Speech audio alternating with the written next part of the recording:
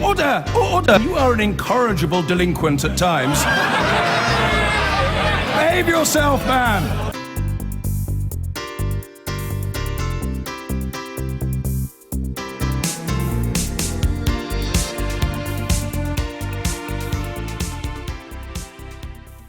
A rather acid front page on the Sunday Telegraph, a photograph of David Cameron and Obama with a little headline, "Look who's in the driving seat," it says. And then the Observer moves on to the possible next president, Hillary Clinton, who agrees with President Obama.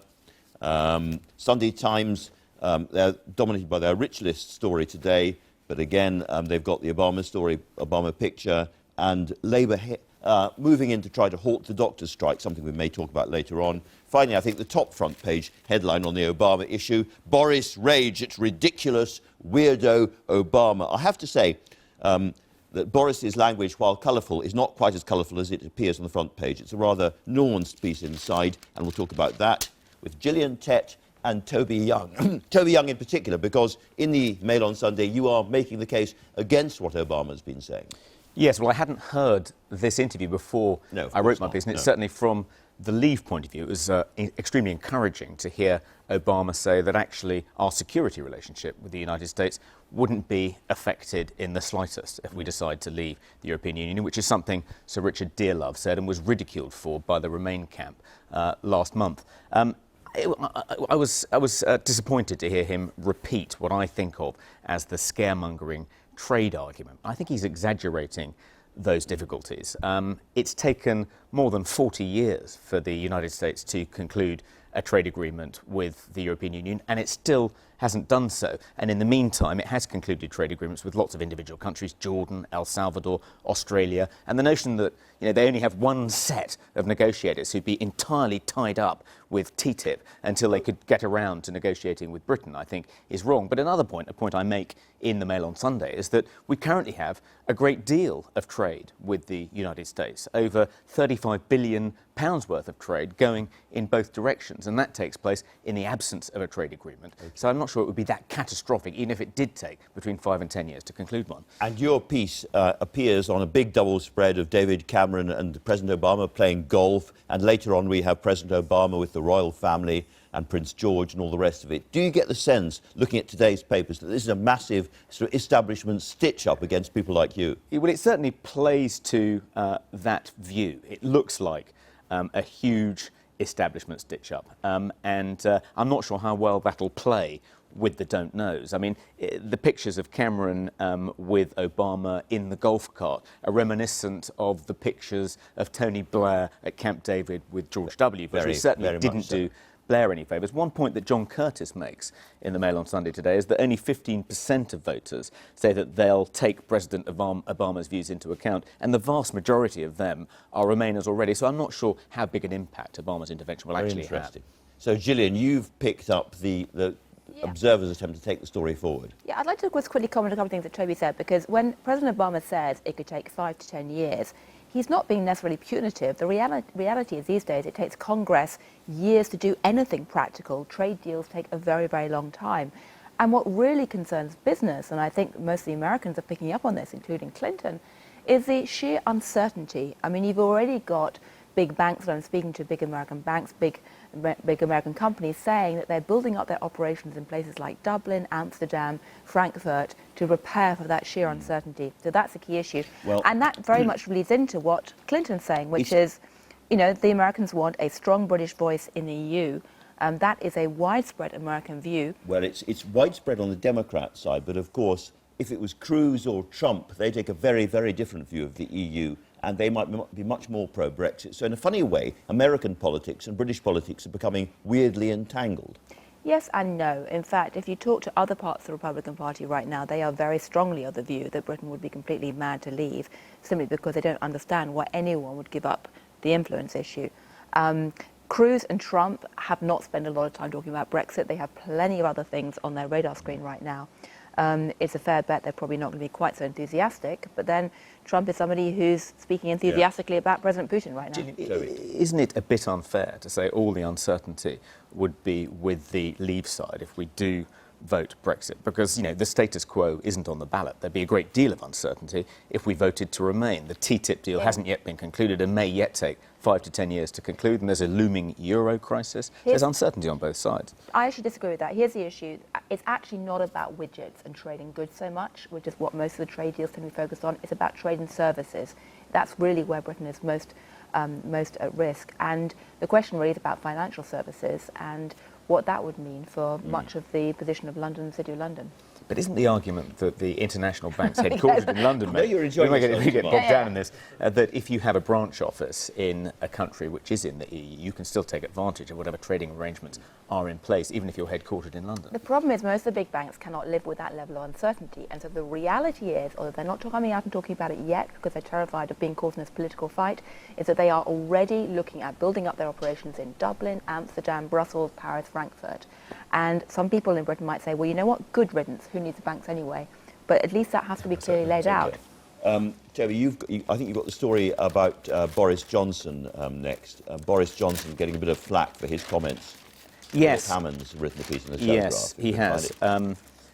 I don't think it's fair to accuse Boris of being racist by invoking Obama's part Kenyan ancestry. After all, Obama wrote a book called Dreams from Our Fathers. It was a memoir, and about a third of that book is devoted to a trip he makes to Kenya, in which he retraces the footsteps of his father and his grandfather and talks about his grandfather's involvement in the Mau Mau Rebellion. And he himself says that his part Kenyan heritage has helped shape and the Mau Mau Rebellion was a very, very brutal episode in Kenyan history, and you can see why Kenyans might be sceptical about British imperial enthusiasm. Indeed. I think there's no question it was a blunder of Boris to bring this up because it enabled the Remain campaign to retaliate by accusing him, by playing the race card and not focus on the issue of Obama's hypocrisy. I noted in that interview he said that in this international age in which we depend upon more and more cooperation, it's silly to think you can create a moat around your country. But America's not about to abandon its own border control. So why on earth is he recommending that we shouldn't take back control of our border? And is this essentially, you're a bit of a racist, what Philip Hammond is saying in the Telegraph piece? Well, it seems to be the kind of coded implication of what Hammond is saying. And I think one of the aspects of this debate, sorry, June, coming again in a minute. No, I'm going to come in with the stats. I've got stats. The difficulty, I think, of Cameron invoking Obama, now Clinton, bringing in the HM Treasury analysis earlier in the week, is it seems as though he's slightly not playing on a level playing field, and it creates a lot of acrimony between the two sides in this debate, making it harder for him to put things back together if Remain do win. I was going to say, if the Remain campaign win narrowly, there'll be a lot of people saying this is simply unfair, there'll be rancour, it won't be over, this argument. That's the danger. That's right. Even if they win narrowly. Basically, you have a situation where they win at 52%. Right. Open wins. Percentages and so forth. It's very rare that you get an economist giving big billing in The Sun. What is fabulous, The Sun, I always thought The Sun was all about soccer and sex. In fact, it's not soccer and sex, it's soccer, sex and stats, economic stats. We have Patrick Minford, who is billed as Maggie Thatcher's economic guru, saying that in fact living costs would fall by 40 quid a week because a lot of things like cars and fridges and washing machines would become a lot cheaper if there was Brexit. I find it absolutely fascinating the way that economics is being banded around, stats being banded around. I think most people are probably now confused about the numbers, but, The Sun has discovered economics. Great. OK, that's enough Brexit for now.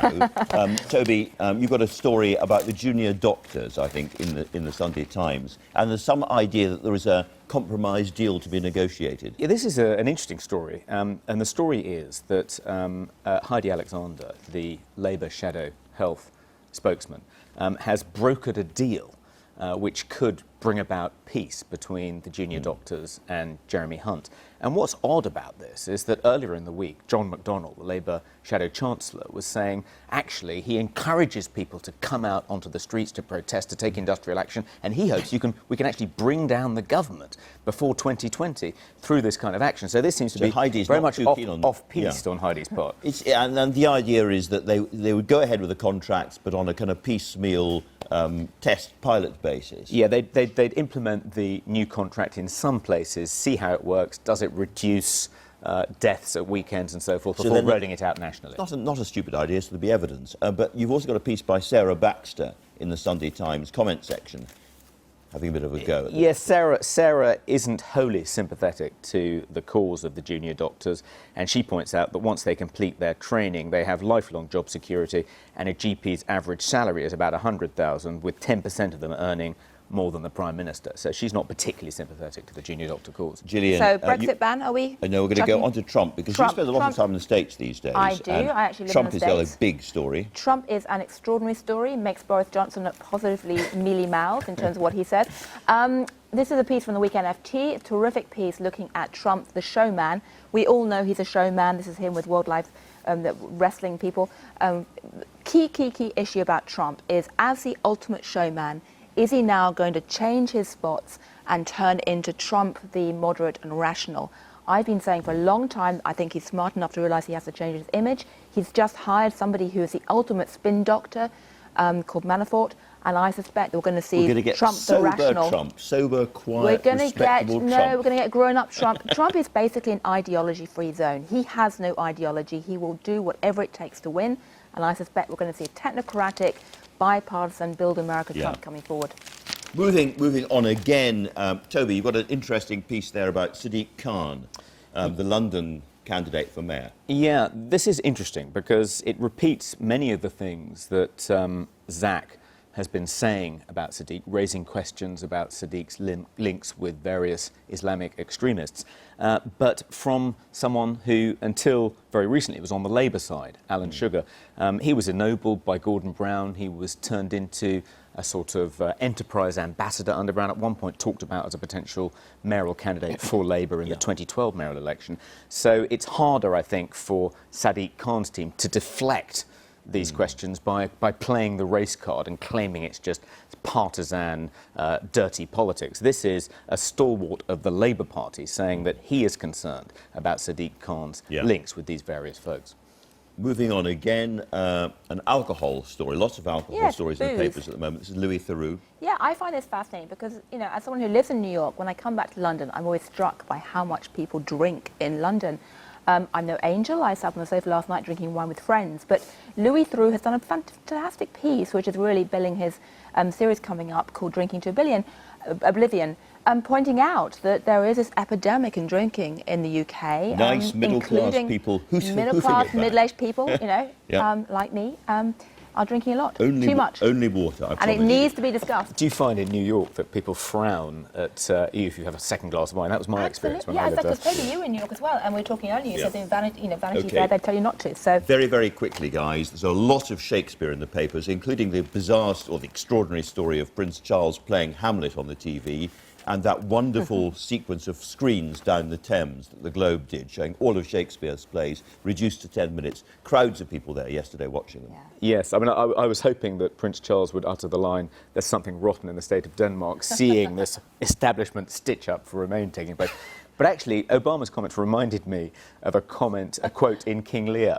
Class geek. Regan and Goneril, I remember, trying to persuade Lear to divest himself of some of the trappings of power as he comes toward the end of his reign and give up these delusions of grandeur. And at one point, Regan, in frustration, says to Lear, "Sir, being weak seems so." And that seemed to be Obama's argument. You're a weak nation. If you were outside the EU, you'd be at the back of the queue. Give up these delusions. This is such a classy paper review. We have come to the end of it, but thank you both very much indeed for that.